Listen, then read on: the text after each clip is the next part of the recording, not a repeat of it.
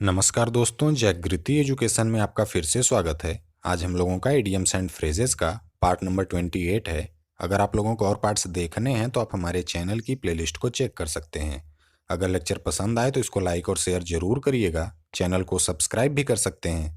चलिए आज का लेक्चर स्टार्ट करते हैं। आज का पहला इडियम है हमारे पास रूल दी रूस्ट। इसका मतलब होता है रोब जमाना।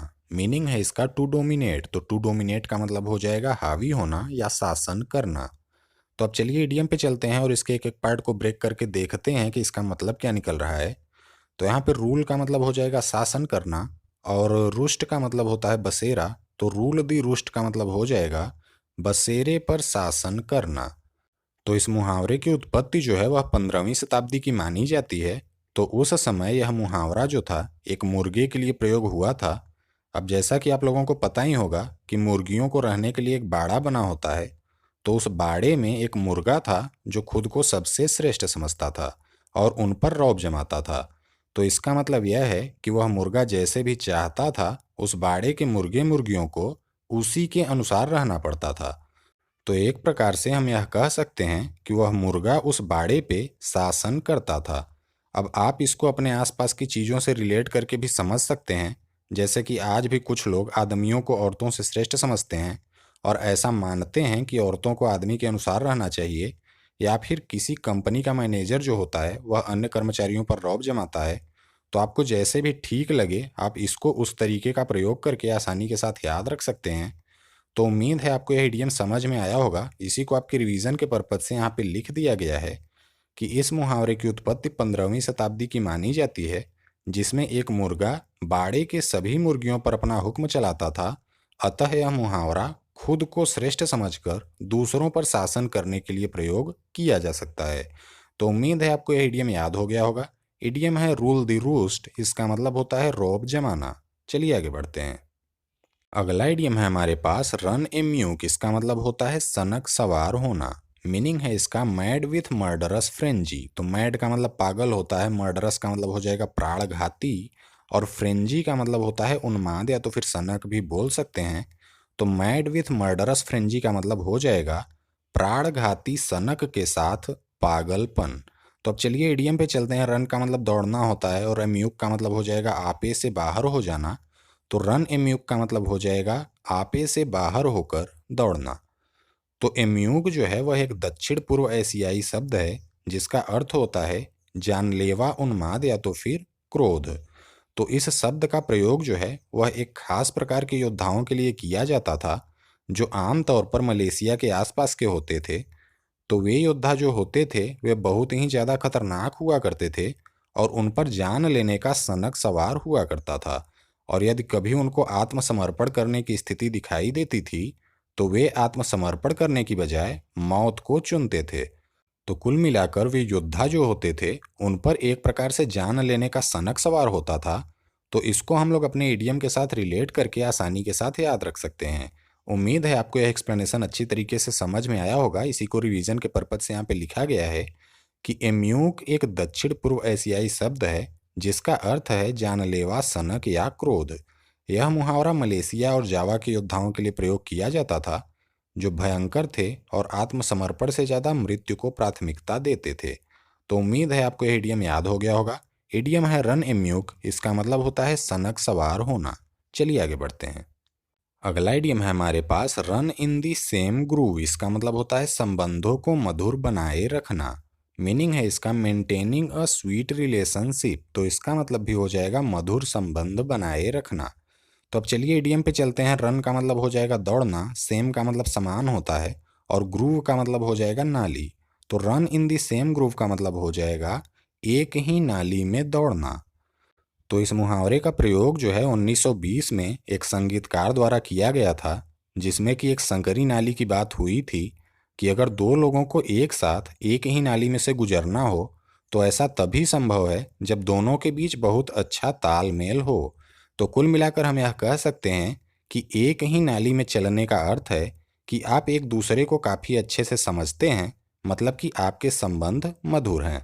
तो उम्मीद है आपको एक्सप्लेनेशन समझ में आया होगा। रिवीजन के पर्पज से यहाँ पे लिख दिया गया है कि सर्वप्रथम 1920 में एक संगीतकार ने इसका प्रयोग किसी के साथ एक चैनल में सटीक रूप से चलने के लिए किया था, जो यह दर्शाता है कि दोनों एक दूसरे को अच्छी तरह से समझते हैं, अर्थात उनके संबंध मधुर हैं। तो उम्मीद है आपको यह इडियम याद हो गया होगा। इडियम है run in the same groove, इसका मतलब होता है संबंधों को मधुर बनाए रखना। चलिए आगे बढ़ते हैं।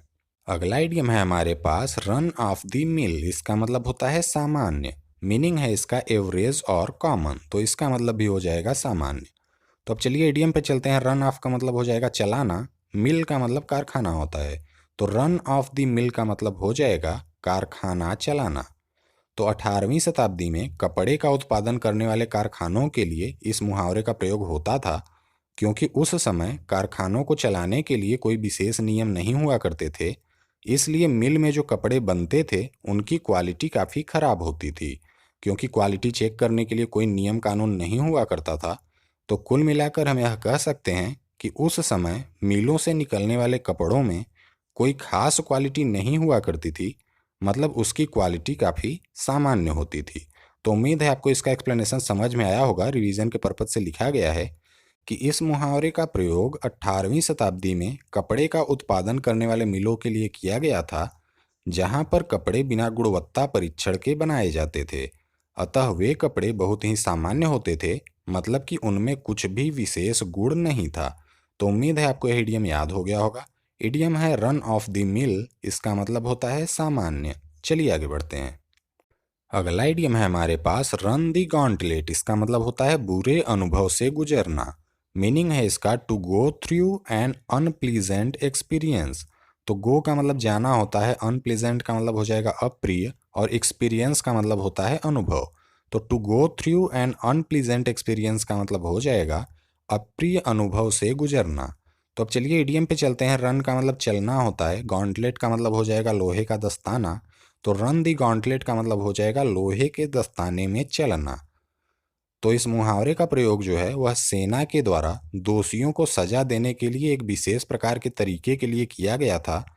अब यहाँ पर गॉन्टलेट का मतलब लोहे का दस्ताना होता है, तो आपने देखा होगा कि दस्ताने जो होते हैं उनमें हाथ को जाने के लिए एक संकरा रास्ता होता है। तो सेना के द्वारा जो सजा दिया जाता था उसमें भी एक संकरा रास्ता होता था, जिसके दोनों तरफ हाथ में डंडा लेकर सैनिक खड़े होते थे और बीच से दोषी को भागने के लिए बोला जाता था। अब जब दोषी बीच से भागता था तो दोनों ओर से सैनिक जो थे उस पर लाठियां बरसाते थे। तो कुल मिलाकर हम यह कह सकते हैं कि उस रास्ते से गुजरना उस दोषी के लिए बहुत बुरा अनुभव होता था। तो उम्मीद है आपको एक्सप्लेनेशन समझ में आया होगा। रिवीजन के पर्पज से यहाँ पे लिखा गया है कि यह मुहावरा सेना द्वारा दोषियों को दिए जाने वाले सजा से संबंधित है, जिसमें दोषी को दो पंक्तियों में खड़े सैनिकों के बीच से चलने के लिए कहा जाता था, और जब दोषी बीच से भागते थे तो उनको डंडे से पीटा जाता था, अर्थात दोषी बुरे अनुभव से गुजरता था। तो उम्मीद है आपको यह इडियम याद हो गया होगा। इडियम है रन दी गॉन्टलेट, इसका मतलब होता है बुरे अनुभव से गुजरना। चलिए आगे बढ़ते हैं। अगला इडियम है हमारे पास सेल अंडर फॉल्स कलर्स, इसका मतलब होता है धोखा देना। मीनिंग है इसका to pretend to be something that you are not. तो प्रिटेंड का मतलब होता है दिखावा करना, तो यहाँ पे to pretend to be something that you are not का मतलब हो जाएगा कुछ ऐसा होने का दिखावा करना जो कि आप नहीं हो। तो अब चलिए इडियम पे चलते हैं। सेल का मतलब हो जाएगा नाव चलाना, अंडर फॉल्स कलर्स का मतलब हो जाएगा झूठे रंग के सानिध्य में। तो सेल अंडर फॉल्स कलर्स का मतलब हो जाएगा झूठे रंगों के सानिध्य में नाव चलाना। तो यह मुहावरा जो है समुद्री नाविकों से संबंधित है, जिसमें कि समुद्री लुटेरों द्वारा हमला किए जाने के डर से वे नाविक नाव लेकर जिस भी समुद्री लुटेरे के एरिया में जाते थे अपने नाव पर उसी का झंडा लगा लिया करते थे, जिससे कि समुद्री लुटेरों को लगता था कि वह उसका ही नाव है और उस पर हमला नहीं करता था। तो इस प्रकार से हम यह कह सकते हैं कि नाविक गलत रंग के झंडे का इस्तेमाल समुद्री लुटेरों को धोखा देने के लिए करते थे। तो जिस प्रकार खुद के झंडे को बदलकर वे नाविक धोखा दिया करते थे, उसी प्रकार यदि आप खुद को वैसा दिखाने का प्रयास करते हैं जो कि वास्तव में आप नहीं हैं, तो आपके लिए यह मुहावरा प्रयोग किया जा सकता है। तो उम्मीद है आपको एक्सप्लेनेशन समझ में आया होगा। इसी को रिवीजन के पर्पज से लिखा गया है कि यह मुहावरा समुद्री नाविकों से संबंधित है जो हमला होने के डर से अपने झंडे को बदल दिया करते थे और उस झंडे का प्रयोग धोखा देने के लिए करते थे जो उनका खुद का नहीं था। अतः इस मुहावरे का अर्थ है किसी को धोखा देने के लिए खुद के तरीके बदलना। तो उम्मीद है आपको यह इडियम याद हो गया होगा। इडियम है सेल अंडर फॉल्स कलर्स, इसका मतलब होता है धोखा देना। चलिए आगे बढ़ते हैं। अगला इडियम है हमारे पास सेव वंस स्किन, इसका मतलब होता है स्वयं को बचाना। मीनिंग है इसका टू सेव वन सेल्फ, तो इसका मतलब भी हो जाएगा खुद को बचाना। तो अब चलिए इडियम पे चलते हैं। सेव का मतलब बचाना होता है, वंस स्किन का मतलब हो जाएगा स्वयं की त्वचा को। तो सेव वंस स्किन का मतलब हो जाएगा खुद की त्वचा को बचाना। तो आपने देखा होगा कि जो केमिकल एक्सपेरिमेंट करने वाले लोग होते हैं या फिर जो बम स्क्वाड वाले लोग होते हैं, वे अपने शरीर पर एक विशेष प्रकार का किट पहन कर रखते हैं जिससे कि कोई भी खतरनाक रेडिएशन उनके शरीर को क्षति न पहुंचा सके। तो इसका मतलब यह है कि वे किट के माध्यम से खुद के त्वचा की सुरक्षा करते हैं। तो यहाँ पर जो मुहावरा है उसका भी यही उद्देश्य है। लेकिन यहाँ पर एक बात और ऐड की जा सकती है कि इस मुहावरे में सिर्फ खतरनाक रेडिएशन की बात न करके किसी भी चीज़ से खुद को बचाने की बात की गई है। जैसे कि किसी चोट से या फिर किसी आपदा से खुद को बचाना। मतलब कि कुल मिलाकर बात यह है कि यदि आप खुद को किसी भी प्रकार के खतरे से बचाते हैं तो आपके लिए यह मुहावरा प्रयोग किया जा सकता है। इसी को रिवीजन के पर्पज से लिखा गया है कि इस मुहावरे में स्वयं के त्वचा की सुरक्षा करने का अर्थ है कि बिना दूसरे की परवाह किए खुद को किसी खतरनाक या अप्रिय चीज जैसे कि चोट, शर्मिंदगी, दंड, विफलता, आपदा या तो फिर किसी भी प्रकार के खतरे से बचाना। तो उम्मीद है आपको यह इडियम याद हो गया होगा। इडियम है सेव वंस स्किन, इसका मतलब होता है स्वयं को बचाना। चलिए आगे बढ़ते हैं। अगला इडियम है हमारे पास सी आई टू आई, इसका मतलब होता है पूर्णतः सहमत होना। मीनिंग है इसका शोइंग एग्रीमेंट और टू एग्री, तो इसका मतलब हो जाएगा सहमति दिखाना या तो फिर सहमत होना। तो अब चलिए इडियम पे चलते हैं। सी का मतलब होता है देखना, आई का मतलब आंख होता है। तो सी आई टू आई का मतलब हो जाएगा नजरें मिलाना। तो यह मुहावरा जो है वह बाइबिल से आया है। तो जब हम किसी से आंख मिलाते हैं तो दोनों की नजरें जो होती हैं वह समान स्तर पर होती हैं, अर्थात दोनों लोग किसी चीज के बारे में समान दृष्टिकोण रखते हैं। अतः आंख से आंख मिलाने का अर्थ है किसी से सहमत होना या किसी और के समान विचार रखना। तो उम्मीद है आपको यह इडियम याद हो गया होगा। इडियम है सी आई टू आई, इसका मतलब होता है पूर्णतः सहमत होना। चलिए आगे बढ़ते हैं। अगला इडियम है हमारे पास सी पिंक एलिफेंट्स, इसका मतलब होता है अत्यधिक नशे के कारण उन चीजों को देखना जो वास्तव में न हो। मीनिंग है इसका any visual hallucination arising due to intoxication. तो विजुअल का मतलब होता है दृश्य, हेलुसिनेशन का मतलब हो जाएगा मति भ्रम, और ड्यू टू इंटॉक्सिकेशन का मतलब हो जाएगा नशे के कारण। तो any visual hallucination arising due to intoxication का मतलब हो जाएगा नशे के कारण उत्पन्न कोई दृश्य मति भ्रम। तो अब चलिए इडियम पे चलते हैं। यहाँ पे सी का मतलब देखना होता है, पिंक का मतलब गुलाबी हो जाएगा, और एलिफेंट का मतलब होता है हाथी। तो सी पिंक एलिफेंट्स का मतलब हो जाएगा गुलाबी हाथी देखना। तो डिज्नी के द्वारा 1941 में एक एनिमेटेड फिल्म बनाई गई थी जिसका नाम था डम्बो। तो उसमें एक हाथी होता है जो कि लीड एक्टर होता है। तो एक बार वो हाथी जो होता है वह गलती से नशा कर लेता है जिसके कारण उसको हेलुसिनेशन में गुलाबी हाथी जो हैं नाचते हुए दिखने लगते हैं। तो इस मुहावरे का मतलब है कि नशे में किसी ऐसी चीज को देखना जिसका वास्तव में कोई वजूद न हो। तो उम्मीद है आपको एक्सप्लेनेशन अच्छी तरीके से समझ में आया होगा। रिवीजन के पर्पज से यहाँ पे लिख दिया गया है कि यह वाक्यांश विशेष रूप से 1941 में डिज्नी की एनिमेटेड फिल्म डम्बो द्वारा लोकप्रिय हुआ, जिसमें शीर्षक चरित्र गलती से नशे में हो जाता है और मतिभ्रम में गुलाबी हाथियों की एक परेड देखता है। अतः इस मुहावरे का अर्थ है कि उस चीज को देखना जो वास्तव में न हो। तो उम्मीद है आपको यह इडियम याद हो गया होगा। इडियम है सी पिंक एलिफेंट्स, इसका मतलब होता है अत्यधिक नशे के कारण उन चीजों को देखना जो वास्तव में न हो। तो चलिए अब आगे बढ़ते हैं।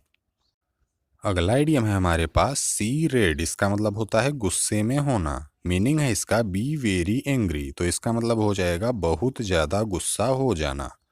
तो अब चलिए इडियम पे चलते हैं। सी का मतलब देखना होता है, रेड का मतलब लाल होता है। तो सी रेड का मतलब हो जाएगा लाल रंग देख लेना। तो आपने देखा होगा कि जब कहीं पर सांडों की लड़ाई का आयोजन किया जाता है तो सांडों को गुस्सा दिलाने के लिए उनको लाल कपड़ा दिखाया जाता है, क्योंकि ऐसा माना जाता है कि लाल रंग देखकर साढ़ भड़क जाते हैं और गुस्से में हमला करना शुरू कर देते हैं। मतलब कि साढ़ जब लाल रंग देखते हैं तो उनको गुस्सा आता है। तो यही इस मुहावरे की कहानी है। उम्मीद है आपको समझ में आई होगी। लेकिन यहाँ पर एक बात जाननी आप लोगों के लिए ज़रूरी है कि साढ़ जो होते हैं वे आंशिक रूप से कलर ब्लाइंड होते हैं और लाल रंग को देख नहीं सकते हैं। यह सब मैं अपने मन से नहीं बता रहा हूँ। एक पुस्तक है जिसका नाम है इम्प्रूविंग एनिमल वेलफेयर। तो उसमें ये सब लिखा हुआ है कि साढ़ केवल पीला, हरा, नीला और बैंगनी रंग ही देख सकते हैं, जबकि लाल रंग को नहीं देख सकते। तो उम्मीद है आपको एक्सप्लेनेशन अच्छी तरीके से समझ में आया होगा। इसी को रिवीजन के पर्पज से यहाँ पे लिख दिया गया है कि यह मुहावरा बुल फाइटिंग से संबंधित है, जिसमें यह मान्यता है कि लाल रंग देखकर बुल क्रोधित होते हैं। अतः बुल फाइटिंग में लाल रंग के कपड़े या टोपी का प्रयोग बुल को क्रोधित करने के लिए किया जाता है। तो उम्मीद है आपको यह इडियम याद हो गया होगा। इडियम है सी रेड। इसका मतलब होता है गुस्से में होना। तो आशा करता हूँ आपको आज के बताए गए सारे इडियम्स अच्छी तरीके से याद हो गए होंगे। अगर आपको आज का लेक्चर पसंद आया तो इस चैनल को सब्सक्राइब कर लीजिए अगर आपने अब तक सब्सक्राइब नहीं किया है। वीडियो को लाइक कर दीजिए, दोस्तों के साथ शेयर जरूर करिए। नीचे कमेंट करके हमको बता सकते हैं कि आपको आज का लेक्चर कैसा लगा। मिलते हैं आपसे अगले लेक्चर में। जय हिंद।